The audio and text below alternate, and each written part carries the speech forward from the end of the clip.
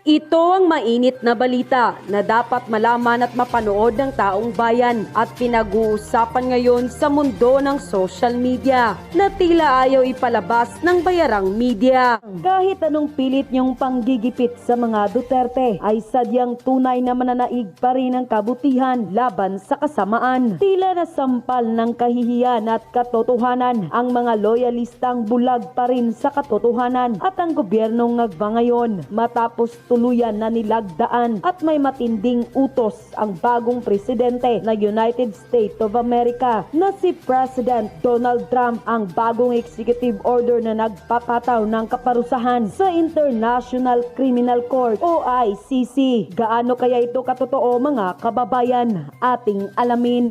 Pero bago natin simulan ang balitang politika ngayon sa Pilipinas, kung ikaw ay bago pa lamang sa aming channel, ay please huwag kalimutang mag-subscribe at i-click ang notification bell. Huwag din kalimutang mag-like para mas maging updated ka palalo sa lahat pa ng bago naming mga upload. Mukhang tuluyan nang nawasak ang mga plano ng gobyernong ngagba at ni Marcos Jr. para sa mga Duterte, lalong-lalo na kay Vice President Sara Duterte. Dahil mismo ang ICC ay naparusahan na ng United States President na si Donald Trump at tila kumpirmadong-pirmado pa. At ito pang magandang balita, banned na ang ICC sa anumang travel at naka-freeze na rin ang kanilang mga asset. Kaya't mukhang hindi na ulit mapapakinabangan pa at magagamit pa ng gobyernong ngagba ang ICC laban sa mga Duterte. At sa pagkakataong ito, tila panalo na di umano ang mga Duterte laban sa mga kasamaan. Narito pa ang karagdagang balita at patunay na post ni facetalk.com sa kanyang FB page. Trump orders ICC travel ban asset freeze. United States President Donald Trump lump sanction on the International Criminal Court ICC Thursday for illegitimate and baseless investigation targeting America and its ally Israel. The White House said Trump signed an executive order saying the court in The Hague had abused its power by issuing an arrest warrant for Israel Prime Minister Benjamin Netanyahu, who held talks with the U.S. President on Tuesday. He ordered asset freeze and travel bans against ICC officials, employees, and their family members, along with anyone deemed to have helped the court's investigations. The names of the individuals were not immediately released, but previous U.S. sanctions under Trump had targeted the court prosecutor. Unquote. Mukhang pumapabor ang lahat at isang magandang balita ito para sa mga Duterte, lalong-lalo na kay Vice President Sara na tila siyang bumaliktad naman sa lahat ng bumabatiko sa mga Duterte. Matapos lumabas ang balitang ito ay hindi naman nakapagpigil ang taong bayan sa mundo ng social media na magbigay ng kanilang mga komento at hinaing sa usaping ito. At ayon pa sa kanila, pinagmamalaki pa naman nila ICC at Wadcom na daig pa ang EC manghusga sa tao na wala namang due process style ng kangaroo court. Kawawa ang tinatanong nila kapag di nila nagustuhan sagot, kulong agad-agad. Grabe itong issue ng ICC na high blood ako nung kasagsagan ng pinapakalat nila Dilima, Percy, Trililing, lalo na nung nasa Wadcom si Tatay Dig. Ang sakit sa dibdib. Ngayon, namnamin nyo mga Huwadcom, talagang marunong si Lord. Ayan ang paborito ng mga taong galit kay Tatay Digong. Sana matauhan na kayo at matigil na ang pananakot nyo na wala naman kayong angas ngayon. Basta mga taong walang gawang mabuti, karma ang ganti ng Panginoon. Excellent job, President Donald Trump. God bless you. Mabuti pinatawan mo ng parusa ang ICC at ang mga politiko sa Pilipinas na gustong guluhin ang kapwa nila politiko, nakipagsabwatan pa sa ICC. Hindi talaga magtagumpay ang masamang hangarin sa kapwa kung si God na ang gumawa ng paraan. The smart decision of President Donald Trump. Kapareha talaga sila ni FPRRD. Kaya iyak na naman si BBM, Dilima, Trillanes, Tamba, DOJ. Mabuhay Duterte supporters, solid PDP lineup for Senator. God save the Philippines. Unquote. Si Tatay Digong ay posibleng maging bayani. Maging hero siya kahit hindi po siya mamatay. Definitely, kung may masamang mangyari kay Tatay Digong, mananagot ang gobyernong ito. Pero, mamatay man siya or hindi siya mamatay, magiging bayani po si Tatay Digong, ipapaliwanag ko sa inyo dahil buong mundo, ganyan po kalakas ang Duterte. lalong-lalo na po si Tatay Digong. Iba po ang influence ni PRRD. Buong mundo nanunood ngayon, nag-o-observe kung anong gagawin ng ICC. At posibleng dahil kay Tatay Digong masira ang credibility ng ICC. Mamaya ipapaliwanag ko sa inyo kung paano ito mangyayari. Sa mga Team Duterte, sa Team Suka, sa Team PDP, magtulong-tulong na po tayo. Let's bring back Tatay Digong in this country. Ilagay natin siya dito sa bansa natin at ibalik natin siya bilang presidente ulit sa susunod na pagkakataon. Kung hindi man bilang presidente, bilang bayani. Ibalik po natin si Tatay Digong. Whatever happened in the past, ako na yung nag-front sa ating law enforcement pati military. Sinabi ko na I will protect you and ako ang managot sa lahat. Yun ang galing, no? I will protect you. Yung protect, malaking bagay yan. Alam ko malaking bagay yan sa inyong mga pulis. Para magawa ninyo yung trabaho nyo, I will protect you. Tanong, Tatay Digong protected you. Did you protect Tatay Digong when he needed you? Mga pulis. Tanong lang yun. Asaan kayo? Pakisagot. Tama ba ang pag-aresto ni Torre? Kung illegal, asaan kayo?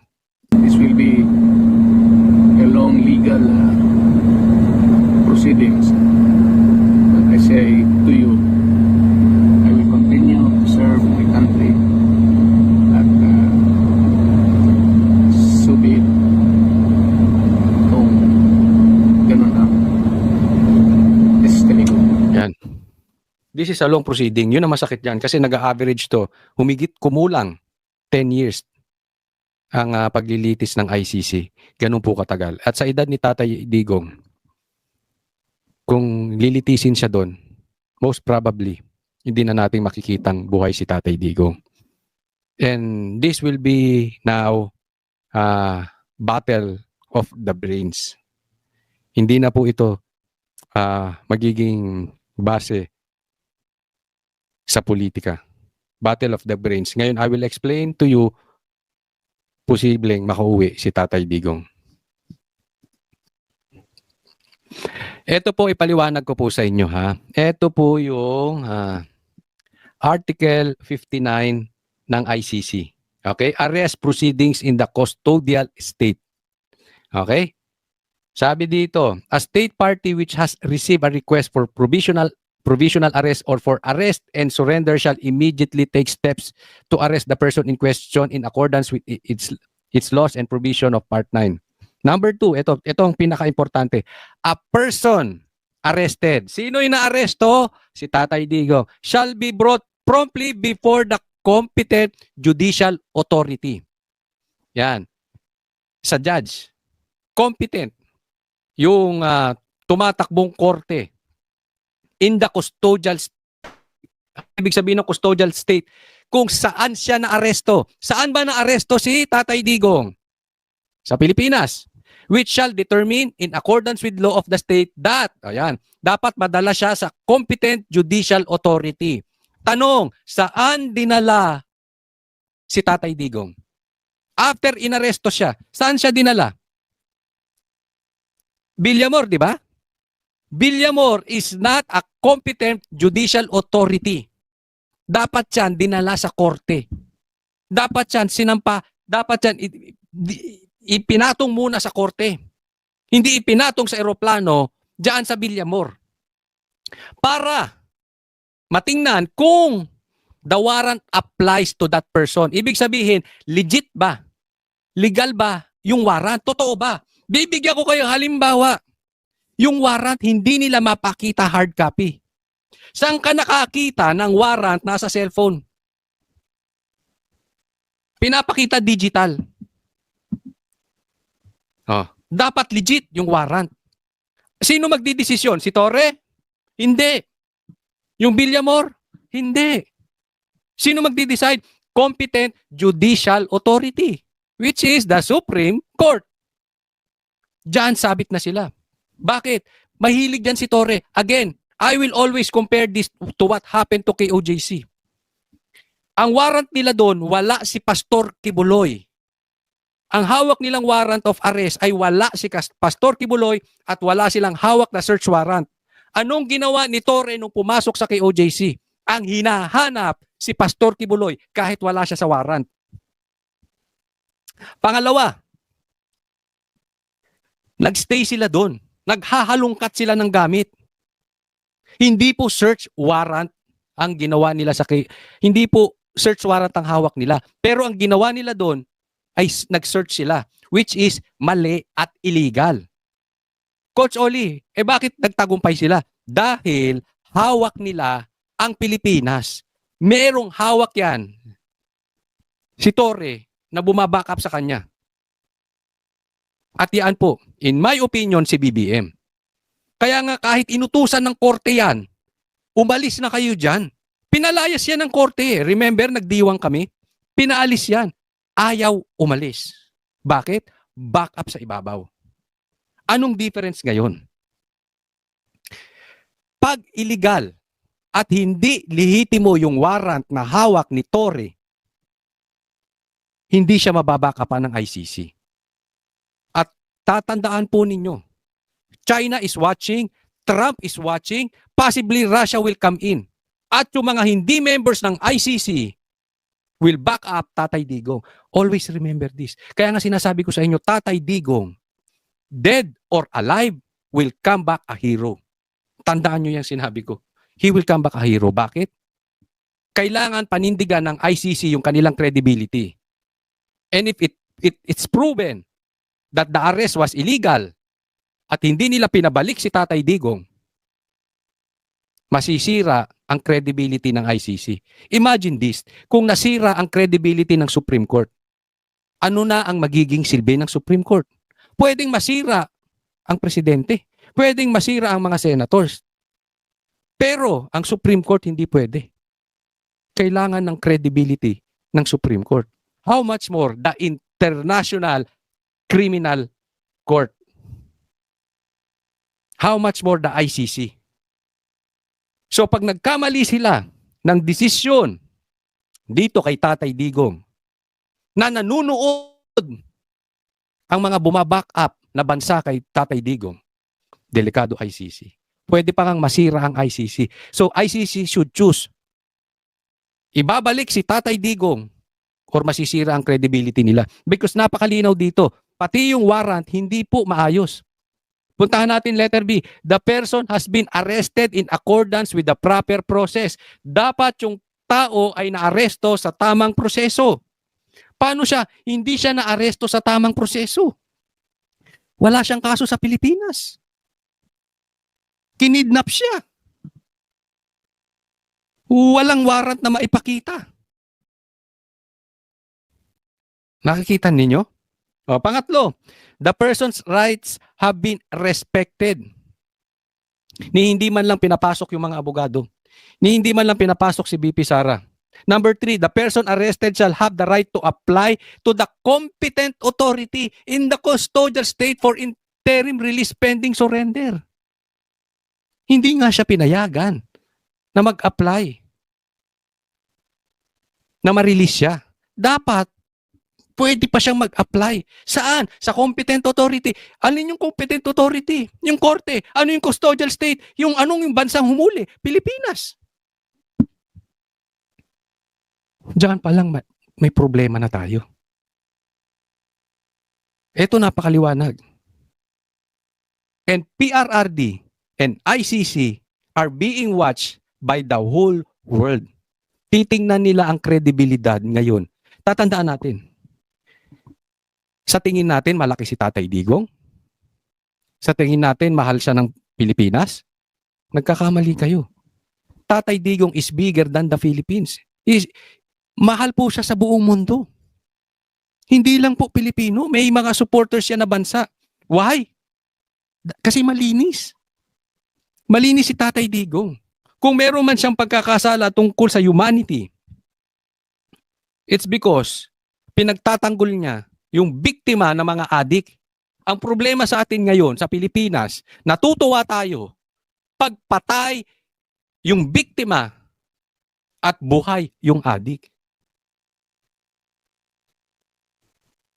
Again, pagdating sa ICC, that is beyond Marcos control. Iba na po yan. Ibang-iba na yan. Kaya yung pagkakamali ni Torre sa KOJC, namamayagpag yan ngayon. Bakit? Marcos is in control. Pag naalis yan si Marcos, may problema si Torre. Pero sa ICC, walang kapangyarihan si Torre, walang kapangyarihan si Marcos. And they will force ICC to make equal protected rights of the accused and maybe yung arresting country, which is the Philippines. They need to hindi sila pwedeng maging double standard. Kakastiguhin po sila ng mga bansa. Alam nyo, maraming butas. I-explain ko lang sa inyo, ha? Kasi ito, papakita ko sa inyo. Saglit. Ipapakita ko kasi iba ang explanation ni Marcos.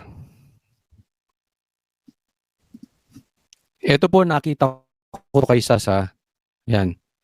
Siya po ang ano nito. And thank you, Sas. Ang ganda ng pagkakuha mo dito. I already told you it's BBM's decision that he could not admit. It's a foreign policy issue and jurisdictional issue. Yung jurisdictional issue, dapat sumagot niyan Supreme Court. However, pinalipad nila bago makapagdesisyon. Pinalipad agad si Tatay Digong, remember? Bago nagkaroon ng TRO. Remember, Tebes, na may red notice from Interpol but never surrendered back to the Philippines. Bigyan ko kayo ng konteksto. Kasi, naalala nyo si Marcos, sinabi niya, hindi niya papapasukin. For the 100th time, hindi ko papapasukin ang ICC. Okay? Ang sinasabi ni Marcos, hindi nila pinapasok ang ICC. Sila po ay na gumalaw dahil sa red notice ng Interpol. Okay? Anong difference ng Interpol at ICC? Ipapaliwanag ko sa inyo kasi napaka-importante nito. Pero ito sinasabi, Interpol cannot compel the law enforcement authorities in any country to arrest someone who is the subject of a red notice. Ang Interpol hindi po pwede magbigay ng warrant of arrest. Sila lang ay pwede magbigay ng red notice. Oh, may red notice, arestuhin si PRRD in compliance with ICC. Kaya nga yan po ay pinaiikot tayo ni Marcos. Anong sinasabi niya? Hindi ICC. Interpol po. Umaksyon po kami sa Interpol at hindi namin pinapasok ang ICC. Doon pa lang nagpapalusot na siya. Okay? Pero, walang kapangyarihan ng Interpol para sabihin, arestuhin nyo yan si Tatay Digong. Ang magdi-decide nun, ay yung bansa. Sino magdi-decide nun? Ang korte. Each member country decides what legal value it gives to a red notice and the authority of their law enforcement officers to make arrest. Sa madaling salita, sinungaling talaga yung presidente nyo. Bakit? Ang ibig niyang sabihin, wala ako, sumunod lang kami kasi kailangan naming sumunod. Ganyan po, kawalang ano yan. Ganyan kawalang yagbols yan. Hindi niya masabi sa taong bayan na pinapasok niya ICC dahil sinungaling siya. Hindi niya masabi sa taong bayan na desisyon niya ang paghuli kay Tatay Digong. Sinungaling po yan si Marcos. Hindi po pwedeng wala siyang magagawa. Siya ang magdi-decide. Hindi po ang Interpol. Ang Interpol, ang kaya lang niyang gawin ay magbigay ng red notice. Each member country decides what legal value it gives to a red notice and the authority of their law enforcement officers to make arrest. So sa madaling salita, desisyon ni Marcos. Sinungaling. Ito ipakita ko sa inyo. Ano ba ang pinagkaiba ng Interpol sa ICC? Ang Interpol po ay international police organization. So parang sa bansa natin, yan yung PNP. Ang ICC po ay parang Supreme Court, International Criminal Court. Yan po ang maglilitis. Parang Supreme Court, naglilitis ng batas. ng mga nasasakdal. Ang PNP po ang sila ang naman ang international police na kailangan makapagpatupad ng batas. Okay, ito yung mga differences niyan. Saglit po ah.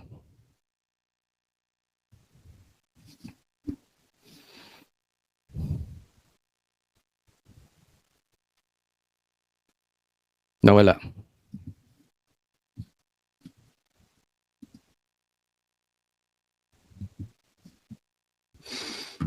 Okay, anong main role ng Interpol? Tracks and arrest criminals. ICC investigates and prosecutes serious crimes. Anong otoridad nila? Helps National Police Forces. Tulungan lang yung mga pulis. Ang ICC, huhusgahan yung nasasakdal. Patungkol naman sa warrants, no. Wala pong karapangyarihan ng Interpol ng warrants. Ang may karapatan lang ICC. Pwede ba sila prosecute? Hindi. Ang ICC meron. Ito ang pinaka-importante sa lahat. Ano ang focus usually ng Interpol? Drug trafficking, malabo kay Tatay Digong. Terrorism, malabo kay Tatay Digong. Remember si Tebes? Pinasok nila sa terrorism kahit hindi naman. Para ano? Para mapagalaw nila yung Interpol. Tingnan nyo kung gaano katarantaduhang ginagawa sa bansa natin. Ang daming terorista sa Pilipinas natin. Si Tebes ay hindi banal. But everybody knows, every Filipino knows, hindi terorista si Tebes. Fraud, malabo kay Tatay Digong. Cybercrime, malabo kay Tatay Digong. Ano naman ang focus crimes ng ICC? War crimes, wala si Tatay Digong. Genocide, hindi. Crimes against humanity. Ito po yung ginagamit nila kay Tatay Digong. Yung crimes against humanity. Yung EJK. Okay? Ngayon, bakit pinapasok? Bakit sunod sa red notice si BBM? Yun ang sinasabi niya, di ba? Okay? Ito nakikita kong ground. Hindi po ako abogado. Pero pag mapakita natin sa ICC na this is political in nature, mapapawalang sala si Tatay Digong. Sa katunayan, at the get-go, dapat dismiss na yan. At the get-go, dapat pabalikin na si Tatay Digong. Hindi na pwedeng litisin. Why? The arrest is illegal. If the arrest is illegal, lahat po ng kasunod, hindi na po pwede. Parang ano yan eh, parang nag-search ka sa isang lugar. At mali yung search mo sa isang lugar. Lahat ng abogado alam to. Nagkamali ka, illegal yung search mo. Lahat ng makita mong ebidensya ron sa prutas ng illegal search, hindi tatanggapin ng korte. Naintindihan nyo? Ganyan ang ginawa kay Tebes, di ba? Hindi nag-issue ng red notice kay Tebes. Hindi, kung asa ang bansa si Tebes, hindi ni respeto nung bansa na yon. Bakit? Ang magdi-decide hindi yung Interpol, kung hindi yung bansa na yon. At hindi nila ni-release si Tebes. Remember that. Anong ginawa ng Pilipinas? Etong si Marcos, walang yagbols aminin. And yet, ni-release nila si Tatay Digong. Diyan pa lang, pwede nang patunayan sa ICC na this is political in nature. Diyan pa lang sa politika, pwede na nating makita si Tatay Digong. Bakit politika in nature? Tingnan mo, bakit nag-issue ang Interpol ng red notice? Hindi naman nila iniimbestigahan ang crimes against humanity. Hindi. Pangalawa, ipinamigay lang basta ni BBM. Binastos pa si Tatay Digong ni Torre. Diyan pa lang kitang-kita mo political in nature. So sinabi ni BBM na hindi niya papapasukin ng ICC and yet pinapasok niya. Diyan pa lang. Alam mo, may budol na si Marcos. Again, that is politika. Ginagamit niya para sirain ang Duterte. We can even prove to them yung arrest, yung pagka-aresto kay Tatay Digong na walang maayos na warrant, tapos hindi pinaharap sa korte ng Pilipinas, basta nilipad. Pero sa katunayan, meron ng TRO. Pinalipad lang basta para hindi abutin ng TRO. Yan ay isang paglabag na agad na dapat respetuhin ng ICC. Bukod pa doon, nakatunayan yan na politika, na ang paghuhusga, na ang sinasalubong ni Tatay Digong ay hindi dahil siya talaga ay may problema sa EJK. Dahil ni isang kaso patungkol sa EJK, wala silang maibigay. Sa tingin ninyo, kung matibay ang ebidensya ng gobyernong ito sa EJK ni Duterte, hindi nila sasampahan ng kaso. Hindi sinampahan ng kaso dahil alam nila, yung investigasyon nila, yung ebidensya nila ay hindi tatayo sa korte. Tatayo yan sa mga vloggers nilang bulok. Naintindihan? Dito hindi. Hindi po pwede sa korte. Kaya nga walang sinampa. Ni isang kaso walang sinampa and yet minadali ni Toring palipadin. Why? Political in nature para sirain si Tatay Digong. Pag yan, mapaliwanag at mapatunayan na yung ginagawa kay Tatay Digong is not because of EJK. It's because to destroy the name of Duterte because it is political in nature and it is political harassment. The world is watching. Ang talino ni Tatay Digong. Bakit? Sa Hong Kong pa lang. Ito sabihin ko sa inyo ha. Saturday pa lang. Alam ko hihulihin na si Tatay Digong at saka si Bato. Kaya pinabantayan yung Davao. Baka doon lumapag si Tatay Digong. Pinabantayan yung Davao, pinabantayan yung airport dito sa Maynila. Kung saan posible, lumapag si Duterte, huhulihin na. Alam na namin yun.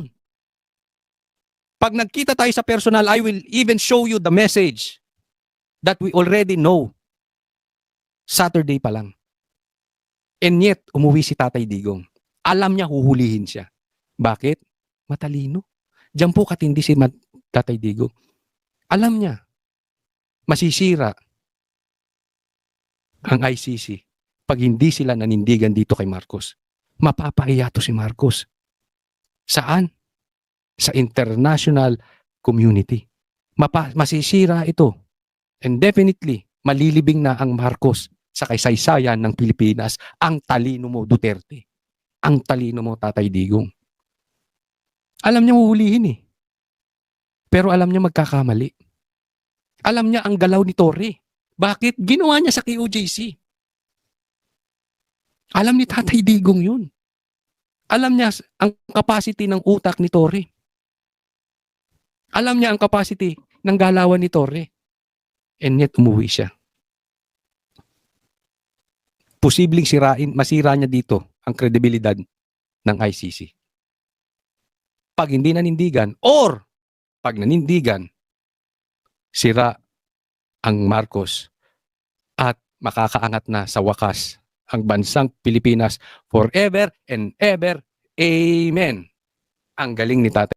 At yun na nga mga kababayan, ano na ang masasabi nyo sa balitang ito? Please i-comment nyo sa ibaba at babasahin ng aming team. At kung nagustuhan nyo ang video, ay please huwag kalimutang i-like at mag-subscribe at i-click ang notification bell para updated po kayo palagi. At please huwag kalimutang i-share para mas marami pang makaalam sa balitang ito. Maraming salamat po!